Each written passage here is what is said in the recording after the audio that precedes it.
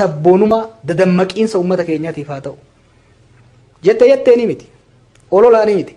Ragaa qabatamaa wajjin suuraadhaan sagaleedhaan eenyu yoom akkamitti maaliif yakka akka raawwatee fi yakka irratti raawwatame hin dhufa.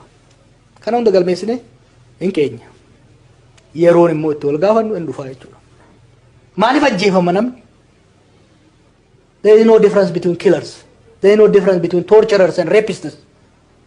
None. Injiru. Hattuun hattuudha. Ajjeeftuun ajjeeftuudha. Saamtuun saamtuudha. Tokko tokko wanni wal caalsimne madaalchifnu hin jiru. Kan qabsoofnuuf nama billaadhaan nama ajjeesu dhiifne kakawween nama ajjeesu ol baasuuf miti. Mootummaan tokko nama ajjeesuu dhiise. Humnaan gorran ture jedhee wixxifachuu dhiise. Filannoo ofii bilisaa godhee filannoo mo'atee yookiin mo'ame ankaan irra wayyaadha jechuu danda'a. Garuu waan warri kun godhu teknooloojii ammayyaatiin geggeessaa xiqqoo irra fooyyessee geggeessaa anatu irra wayyaa jechuun nuyi mootummaa tokko irra wayyaa miti kan barbaannu.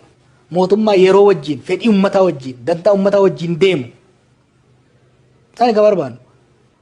So warra dura madeesse santu warra amma madaa sanirra ejjate irra wayyaa moo warra amma madarra ejjate santu warra madeesse irra wayyaa qabu. Manni karchalleen godinarra jiran guuteet federaala baay'ee wayi Finfinnee fudhadhu. Finfinnee manni hidhaa Finfinnee ta bulchiinsa magaalaa Finfinnee. Hattuun saamtuun gudeedduun keessaa gad harcaafamteet ilmaan Oromoo Burraayyuu irraa hidhaman, Amboo irraa hidhaman, Shawaa Bahaa irraa hidhaman, Arsii Xilxiltaa irraa hidhaman itti guutamanii jiran. Manneen hidhaa magaalaa Finfinnee keessa jiran. Hammeenya wayyaanee dubbachuudhaan moraalitii kan qabu qabsaa'ota Oromooti. Abbaa lafaan dhoofne lafatti irra nijjannu jenne nagaan gara qeessaatti gaggeessine hammeenya isaa haasaya warra har'a nu madeessaa jiru. Warra har'a nu ajjeesaa jiru.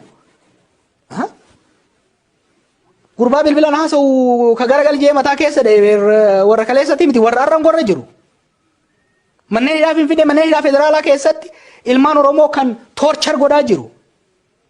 Fannisaa jiru. Rakkisaa jiru yeroo koronaa kana keessatti jara kaleessaati warra har'aati. Hayila Sillaasee miti, Minilikii miti, Darguu miti, Wayyaanee miti. Bilxiginnaadha kan kana godhaa jiru. Har'atti farri Oromoo ka Oromoo boochisaa jiru. Ka deettuu Oromoo ajjeesaa jiru. Ajjeechisaa jiru. Bilxiginnaadha malee Wayyaanee miti, Darguu miti, Hayila Sillaasee miti, Minilikii miti. Kan har'a nu nyaachaa jiru, kan har'a Oromoo ajjeesaa jiru, Oromoo fannisaa jiru, Oromoo salphisaa jiru. Injifannoo dhiiga isaatiin argate ormaaf dabarsaa jiru warra bilxiginnaati. Yakka har'a Itoophiyaa keessatti Oromiyaa keessatti hojjetamaa jiruuf kan itti gaafatamu abbaa har'a aangoorra jiru. Maal jechaa jiran beektaa? Ka duraa sun fuula guuraa si ajjeese, ka ammaa kun garuu kokkolfaa si ajjeese, ka kokkolfaa at least inni kokkolfaa si ajjeese. What a joke! Tapha akkasii keessee nu barbaadan tapha akkasii keessee nu qabna.